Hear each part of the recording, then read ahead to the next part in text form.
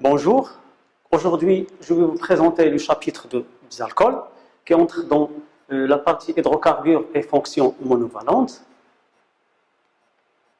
Le plan adopté, donc on va commencer par une introduction, puis après on va parler de la préparation des alcools et enfin la réactivité des alcools.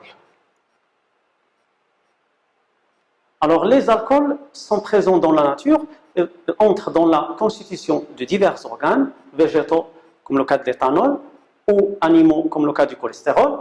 Les alcools sont d'une importance toute particulière dans le monde industriel avec la préparation de détergents et autres composés tensioactifs. Au laboratoire, les alcools sont utilisés comme solvants et comme intermédiaires de synthèse d'aldéhyde, de cétone, d'acide carboxylique, etc. Par définition, les alcools sont des espèces chimiques dont un atome de carbone tétragonal, donc sp3, porte un groupe hydroxyle OH. Donc, ils sont notés ROH. On distingue trois classes d'alcools en fonction du degré de substitution du carbone lié à l'oxygène. Donc on a l'alcool primaire.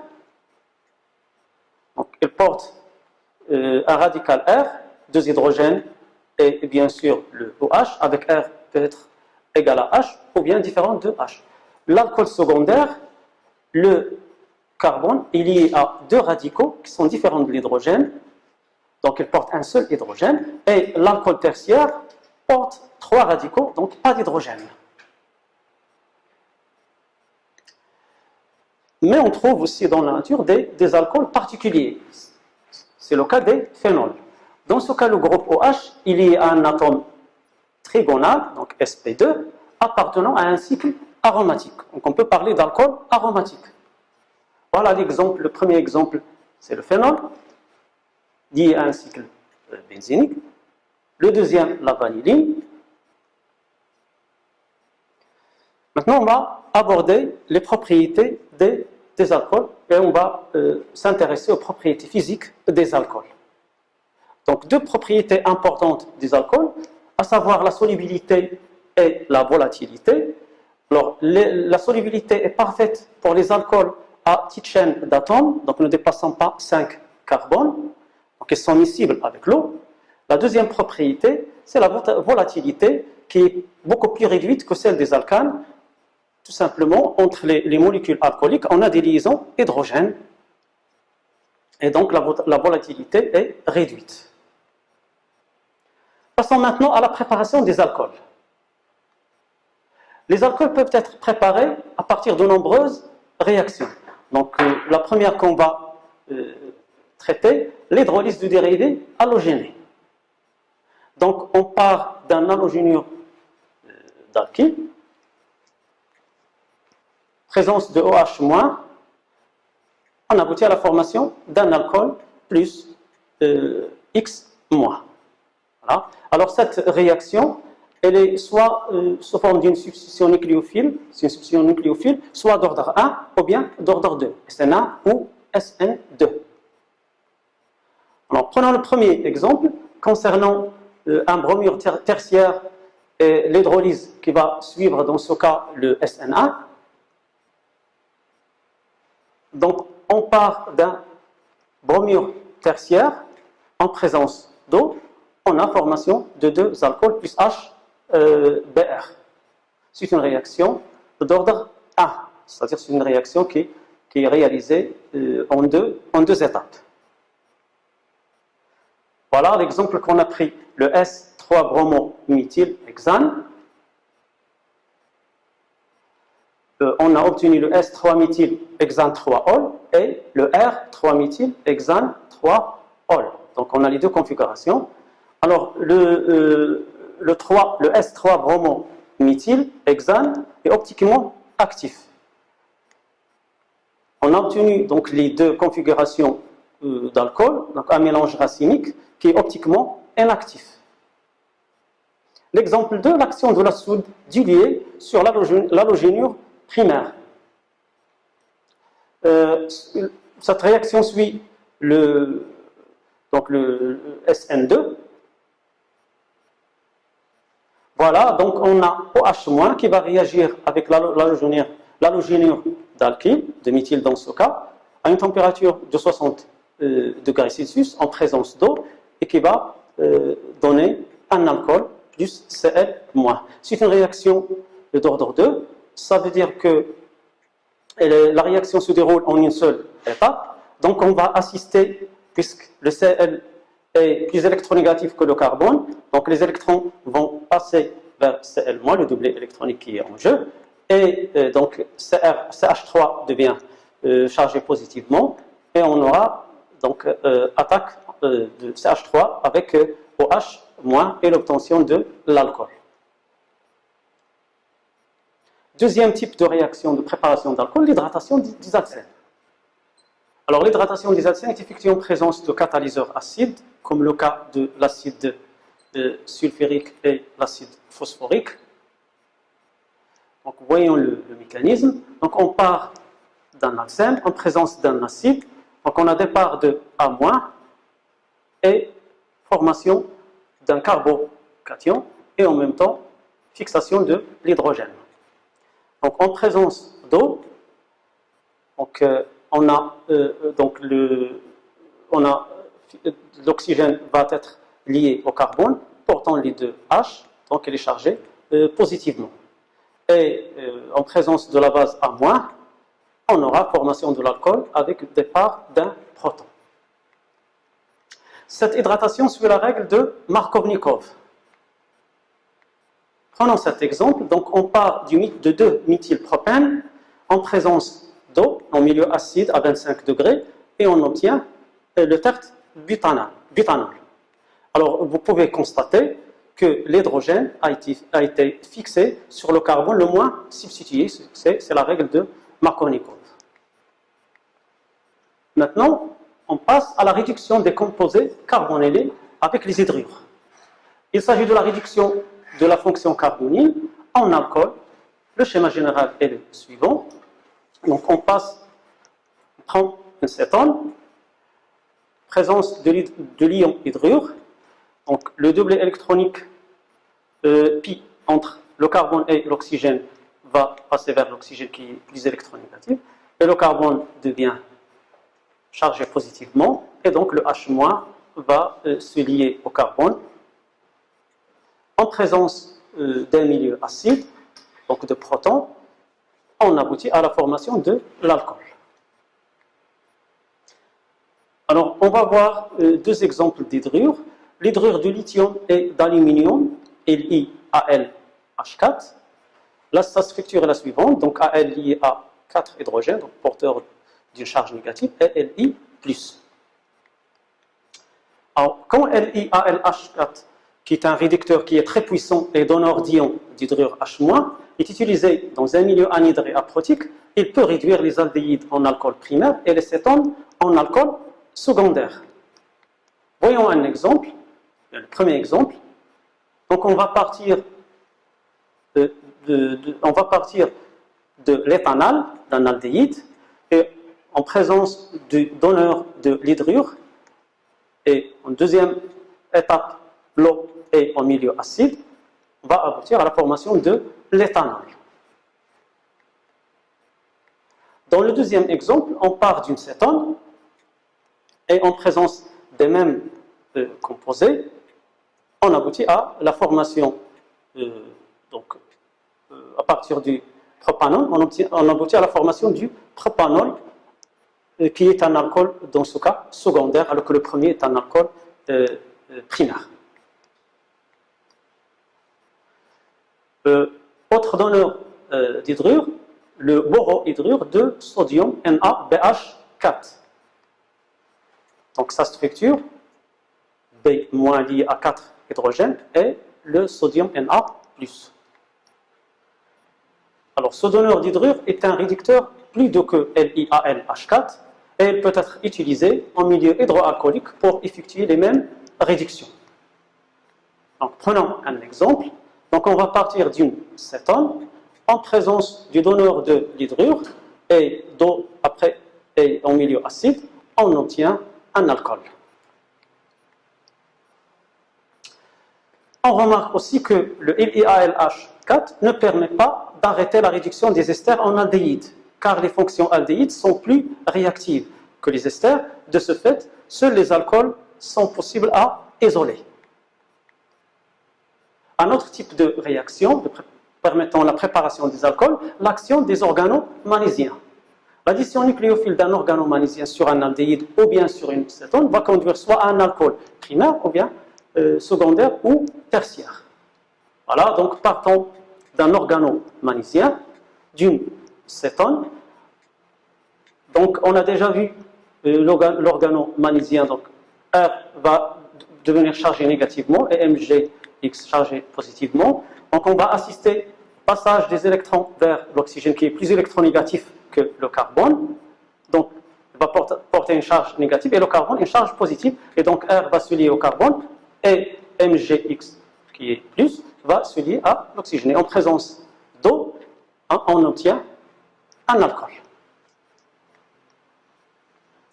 Maintenant, on passe à la saponification d'un ester. Donc, il s'agit d'un traitement basique d'un ester. Donc, on part d'un ester RCO, R1CO, R2 en milieu basique et on obtient un acide plus un alcool. Autre réaction permettant la synthèse des alcools, l'hydrogénation catalytique de dérivés carbonylés.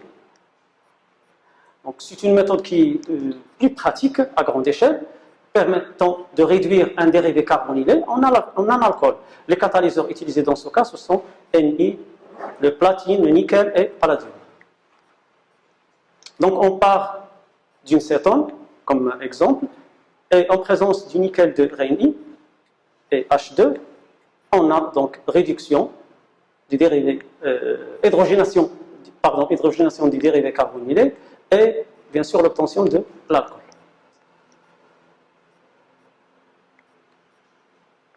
Maintenant, voyons la réduction d'un ester. Le mécanisme de réduction des esters est semblable à celui de la réduction des aldéhydes et des cétones. On utilise LiALH4 comme donneur d'ion hydrure. Voilà, donc partant d'un ester, en présence du donneur de l'ion hydrure, ou Na, donc éthanol, on obtient donc, un alcool R2OH, dans ce cas, et un autre alcool R1 CH2O. On va voir l'action d'un oxydant faible sur un alcène. Le traitement d'un alcène par le tétroxyde d'osmium, OSO4, suivi d'une réduction par l'eau ou le sulfure d'hydrogène, conduit à la formation d'un diol vicinal sain.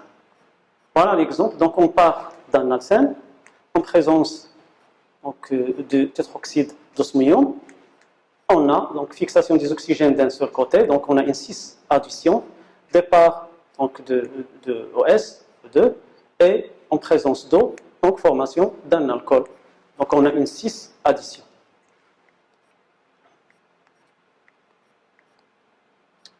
L'action d'un péracide.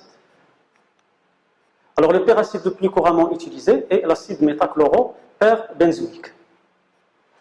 Donc en présence du péracide, l'alcène, donc on aura fixation de au niveau des deux carbones, donc l'obtention de ce qu'on appelle un hypoxyde, et en milieu acide, on va assister à une transaddition, donc fixation de OH d'un côté et OH de l'autre côté. Passons maintenant à la réactivité des alcools. Alors le schéma général donc, de cette réactivité, donc partons d'un composé alcool, donc les réactions sont liées aux liaisons qui existent entre les différents éléments. Donc, le OH, donc vous avez H qui possède une charge partielle positive, l'oxygène une charge partielle qui est négative. Donc, le H va procurer des propriétés acides. De même, l'oxygène porte des doublés non liants, donc on a des propriétés basiques et attaque nucléophile. Et le carbone qui porte une charge partielle qui est positive, donc possibilité de substitution nucléophile. De même, si donc, le radical porte des hydrogènes, on aura des réactions d'élimination, sans oublier la possibilité de réaction d'oxydation et de réduction. Les propriétés chimiques des alcools, donc la polarisation de la liaison OH donc une charge partielle positive au niveau de H, une charge partielle négative au niveau de l'oxygène affecte à l'hydrogène, une charge donc, partielle positive. De ce fait, les alcools ont un caractère acide faible. Le sodium métal ou bien le potassium métal va jouer le rôle d'une base forte. Voilà, donc la réaction, on a l'alcool en présence de Na, on obtient alcoolate de sodium. On va prendre des exemples. Donc on va partir par exemple de l'éthanol et en présence de Na, on obtient l'éthanolate de sodium ou bien tert-butanol qui va donner tert-butanolate de potassium. L'eau qui a un caractère acide plus fort que celui des alcools hydrolyse les alcoolates. Voilà, donc partons d'alcoolate de sodium en présence d'eau aboutit à la formation d'un alcool plus la base forte NaOH. Les doublés d'électrons libres de l'oxygène lui procurent un caractère basique au nucléophile et en présence d'acide fort, les alcools agissent comme des bases et captent des protons. Voilà, donc vous avez l'alcool en présence de l'acide fort. Donc on a l'oxygène qui porte deux doublés libres, donc chargés négativement avec H, et puis on a l'acide qui est à H. Donc on a des électrons qui passent vers A, aboutissant à la base A-, et le H+ va se fixer sur l'oxygène. Donc on obtient un alcool protoné. La protonation de l'alcool transforme un mauvais groupement partant qui est OH en un meilleur qui est H2O. Et le carbone sera donc susceptible à des attaques nucléophiles, soit SN1 ou bien SN2. Voilà, partant d'un alcool protoné, voilà, réaction du type substitution nucléophile d'ordre 2. Donc on a les électrons qui vont passer vers le carbone, en même temps les électrons pi entre le carbone et le O de l'alcool protoné passe vers l'oxygène, et donc on a une réaction d'ordre 2. Ça veut dire les deux réactions se font, bien les deux actions se font en même temps, aboutissant à l'éther et aussi à l'eau. Cependant, l'action de NaOH sur l'alcool ne peut avoir lieu. Les alcoolates sont des nucléophiles très forts. Donc on a l'exemple d'alcoolate plus R2X aboutit à la formation de R1OR2. Voyons maintenant la déshydrogénation des alcools. Les alcools primaires et secondaires vont être déshydrogénés catalytiquement en présence du cuivre. Donc la réaction en présence du cuivre est à 300 degrés Celsius. On aboutit au départ de l'hydrogène. Donc on part d'un alcool et on obtient dans ce cas un aldéhyde. L'action d'un hydracide.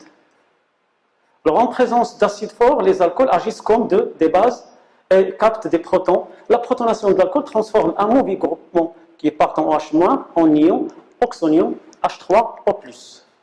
Voilà, cas d'alcool primaire. Donc les alcools primaires subissent une réaction de substitution nucléophile d'ordre 2. Voilà donc l'exemple.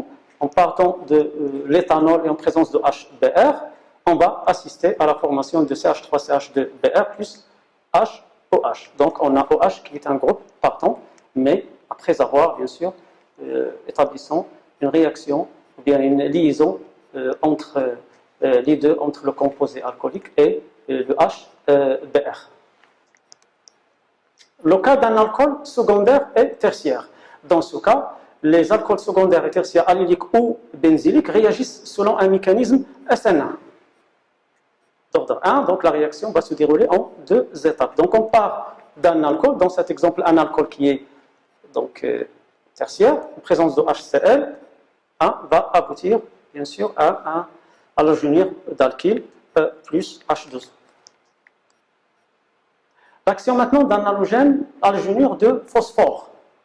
Alors le penta ou bien le trichlorure et le tribromure de phosphore permettent facilement l'halogénation des alcools primaires et secondaires et évitent toute possibilité de réarrangement.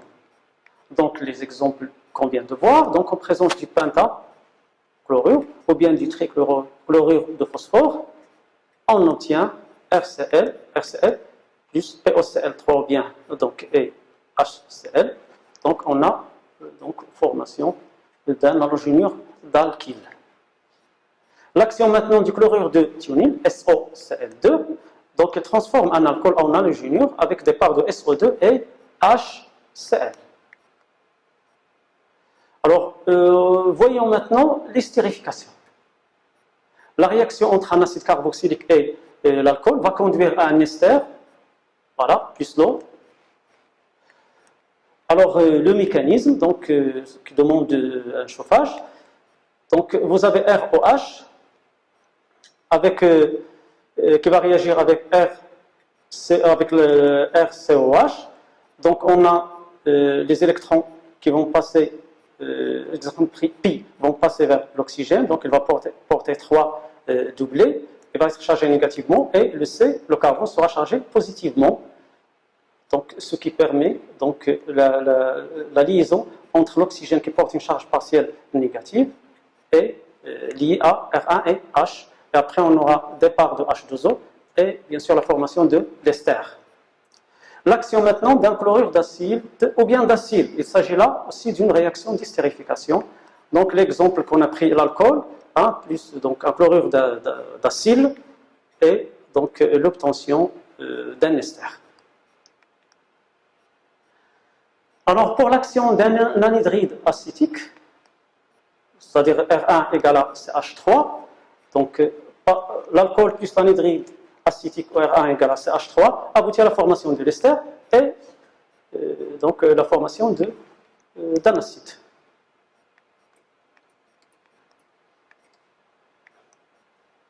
Voilà le mécanisme.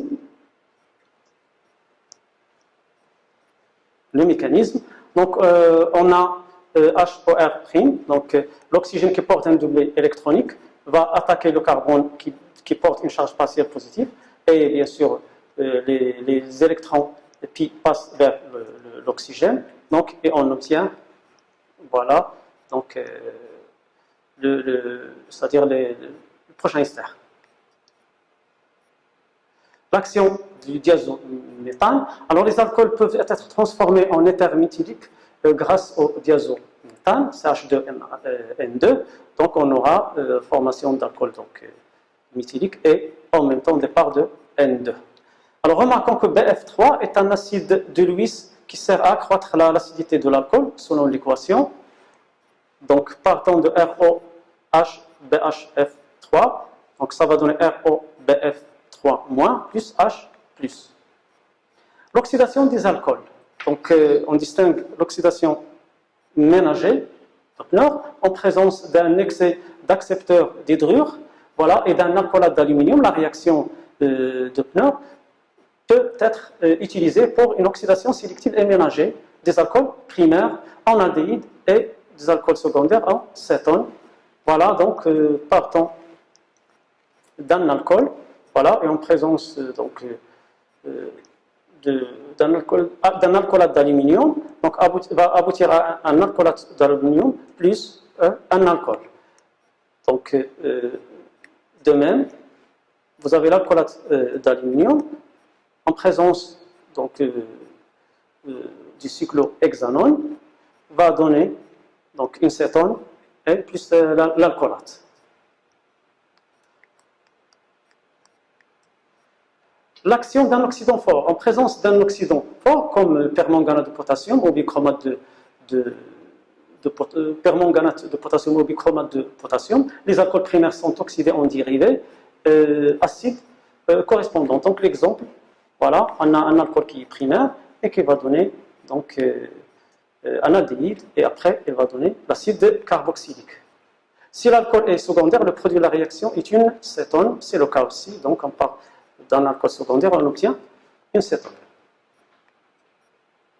Voilà, donc prenons le cas d'un alcool portant OH en présence de l'acide sulfurique et du bichromate de potassium, ça va aboutir à une cétone. Et ça, c'est le cas d'un alcool secondaire. Dans le cas d'un alcool primaire, et dans les mêmes conditions, on obtient un acide. Dans le cas d'un alcool tertiaire, la réaction ne peut pas avoir lieu, sauf si on a déshydratation. donc à cause de l'absence de l'hydrogène. L'alcène formé subit une oxydation. Voilà, donc on part on a un exemple qui montre donc, la formation de l'alcène qui subit une oxydation aboutissant à une cétone et à un acide. Le cours est terminé. Merci de votre attention.